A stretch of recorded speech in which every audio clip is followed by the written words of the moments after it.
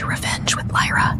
I was in a corporate boardroom, the contract for a billion-dollar deal glowing on the projector, when my phone buzzed. The hospital's number. My chest tightened. I answered in a whisper, expecting something small, something manageable. Instead, the nurse's voice cut through like glass. Your daughter is in critical condition. The world blurred. My pen slipped from my fingers, clattering on the polished mahogany table. Executives stared, confused. I barely heard them. Then came the part that hollowed me out completely. Your stepsister did this. And the detective won't act. Her husband is the CEO. For a second, I couldn't breathe. My name is Vanessa Reed. I'm 35. And if you think you know how this ends, stay tuned. What happens when power shields cruelty until someone stronger decides to break the shield? I raced to the hospital, my heels pounding across sterile floors, the scent of antiseptic stinging my throat. My little girl lay motionless, tubes running from her arms, machines beeping in steady rhythm. My hand shook as I touched her skin, cold and fragile. The nurse leaned closer, her eyes wet. Your stepsister came in furious. Security cameras caught part of it, but the detective said his hands are tied. Her husband runs the company that funds his department. For hours, I sat there in silence, watching my daughter fight for each breath, rage simmering beneath the grief. They thought their money made them untouchable. They thought I was powerless. What they didn't know was who I really was. By morning, federal agents stormed their corporate offices, briefcases of warrants in hand, their voices commanding. Glass doors shattered under flashing lights, servers were carried out in black cases, employees scattered like birds startled from a wire. And as my phone lit up with headlines, I whispered to myself, this isn't revenge. This is justice. The hospital's walls pressed in around me that night, humming with the quiet cruelty of waiting rooms. My daughter's tiny hand rested in mine, pale against my skin, machines breathing for her when she couldn't. Every beep, every flicker of light carved fury deeper into my chest. But beneath the grief, my mind sharpened. My stepsister thought she could hide behind her husband's empire. She thought a badge in his pocket meant immunity. They had no idea who they were dealing with. By dawn, the news broke like wildfire. Federal agents raided CEOs' offices. Reporters swarmed the glass tower downtown, cameras capturing agents wheeling out files and servers. Anchors speculated about fraud, offshore accounts, political bribes. While the world gasped, my phone buzzed with messages from numbers I hadn't seen in years. Is this your doing? Vanessa, what happened? I didn't answer. Because this wasn't about them. This was about my daughter, lying in that hospital bed because cruelty had been allowed to grow roots under the protection of money. At noon, the detective who had dismissed the case the day before showed up at the hospital, his face pale, his voice trembling. Mrs. Reed, we're reopening the investigation. Things have changed. Changed. As if it was luck. As if it wasn't me. I looked him dead in the eyes. You ignored her blood yesterday. Don't pretend today is justice. This is cleanup. He couldn't hold my gaze.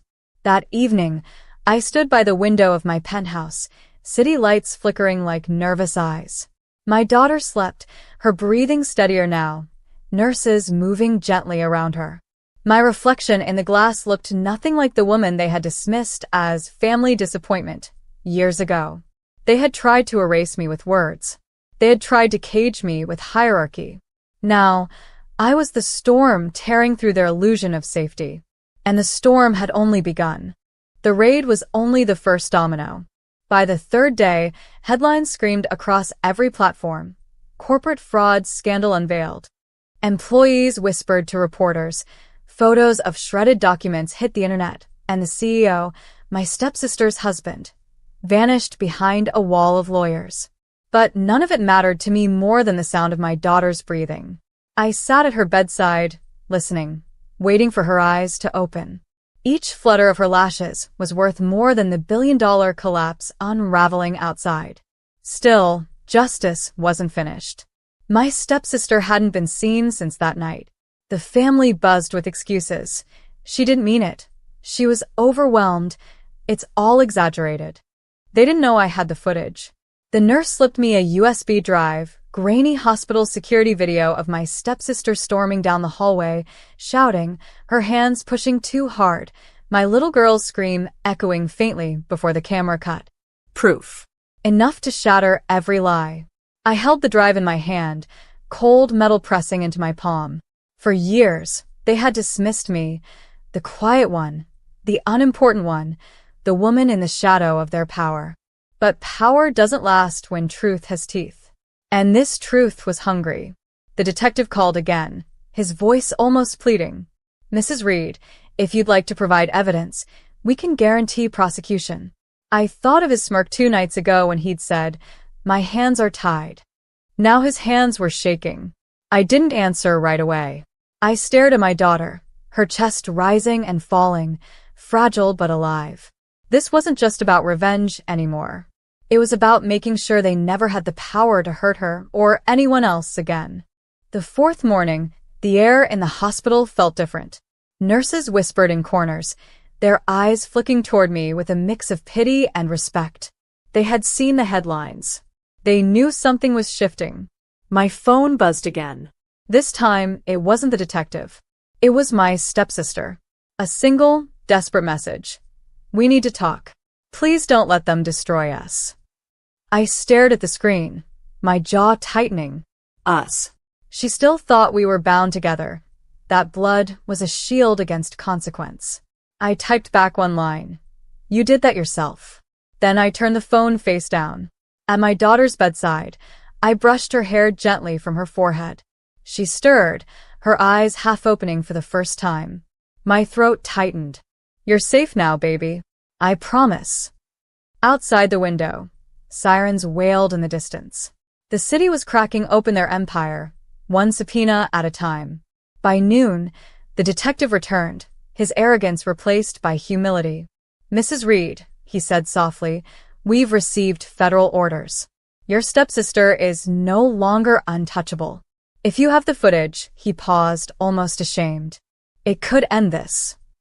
I looked at him, holding the USB drive in my hand. For once, I didn't feel powerless. I didn't feel erased. I felt like the axis everything turned on. And for the first time, they couldn't stop me. That evening, I left the hospital for the first time in days. The city air was sharp, filled with flashing lights from news vans parked outside the courthouse. Reporters swarmed, chasing anyone connected to the scandal. I walked straight through them, the USB drive tucked safely in my purse.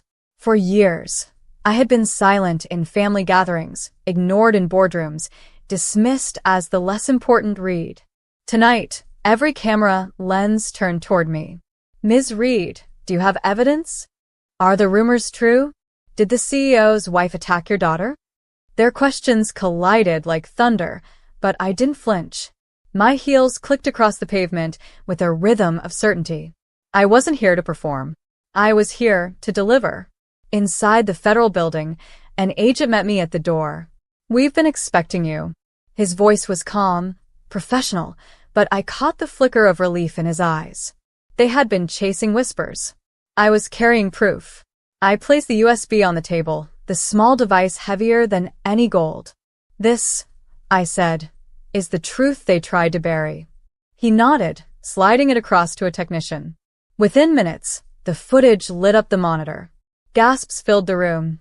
The shove, the scream, the fall. The undeniable moment my daughter's life had been jeopardized by someone who thought wealth was immunity. The agent looked at me, his voice steady. This is enough. I exhaled slowly, the weight in my chest easing for the first time. For years, they thought my silence was weakness. Tonight, it became the weapon that would undo them. The footage spread like wildfire. By the next morning, every major network replayed it on loop.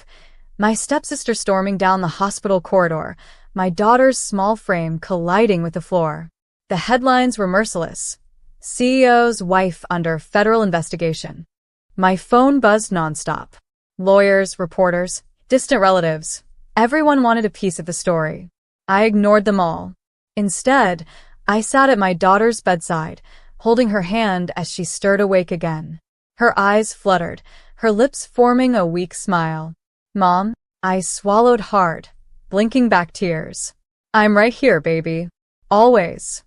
For the first time since that call in the boardroom, I felt like I could breathe. Meanwhile, the family scrambled. Dad left a voicemail dripping with desperation. "Vanessa, you can't let them arrest your sister. Think of the family name." The family name. That name had been used to silence me, to chain me, to keep me in line. Now it was nothing but a badge of shame. That evening, federal agents swarmed their estate. Neighbors filmed as my stepsister was escorted into a black car, her once perfect hair disheveled, her face pale. The CEO, her husband, stood helpless, drowning under the weight of financial crimes that no amount of influence could erase. I watched it all unfold from the hospital room, the news playing muted on the small television in the corner. My daughter squeezed my hand, her voice faint but clear. "Are we safe now?" I kissed her forehead. "Yes, sweetheart. We're safe." Because justice had finally broken through walls that money built. And for the first time, the empire that mocked me was crumbling at my feet. The world moved quickly once the footage aired. Indictments followed within days. The CEO's face plastered every news outlet, headlines circling fraud, bribery, obstruction of justice. My stepsister's name, once spoken with pride at charity galas, now hissed through the press like poison. But for me, time slowed. My daughter's recovery became my world. Every day she grew stronger, sitting up, eating small bites, whispering questions about when we'd go home. I answered gently, holding her hand as though it tethered me to the earth. Still, messages slipped through the cracks. Cousins begged me to show mercy. An uncle emailed, urging me to think of the family's legacy. Even my father tried again. "Vanessa, this could ruin us for good. Drop it while you can." Drop it. As if justice were a game of cards I could fold out of pity. I looked at my reflection in the hospital's window one night. Tired eyes, but steady. Stronger than the girl they used to overlook at holidays. Stronger than the woman dismissed in business meetings. Stronger than the daughter they labeled a disappointment. I whispered to myself, "You wanted me invisible, but now you can't escape the sight of me." And it was true. Reporters stopped asking about them and started asking about me. Who was Vanessa Reed? How did she stand so firm against a corporate empire? What did it mean to lead a billion-dollar deal one day and bring down corruption the next? The irony was sharp. The very family that had spent years silencing me had handed me a louder voice than I'd ever dreamed of. And I intended to use it, not for revenge, for closure. The boardroom gleamed with glass walls and sharp suits. I stood at the head of the table, pen in hand, finalizing a billion-dollar deal that would secure my company's future. The room buzzed with anticipation until my phone vibrated. The hospital's number. I hesitated, then answered. A nurse's voice, steady but urgent. "Your daughter is in critical condition." My hand froze, the pen slipping from my grasp. Executives stared as the words tore through me. I whispered, "What happened?" The nurse's next sentence felt like ice in my veins. "Your stepsister did this, and the detective won't act. Her husband is the CEO." For a moment, the air left the room. The deal, the contracts, the $1 billion, all meaningless. My daughter, my only child, hurt. My name is Vanessa Reed, I'm 35. And if you think you know how this ends, stay tuned. What happens when cruelty hides behind power and discovers power can be broken? I rushed from the boardroom, heart pounding, heels striking marble. At the hospital, fluorescent lights buzzed overhead. My little girl lay still, machines keeping time in shallow beeps. I held her hand, cold and fragile, rage pressing against my ribs. They thought money was a shield. They thought influence would protect them. They didn't know who I was. By dawn, federal agents stormed their offices. Doors shattered. Servers seized. Headlines erupted. And my whisper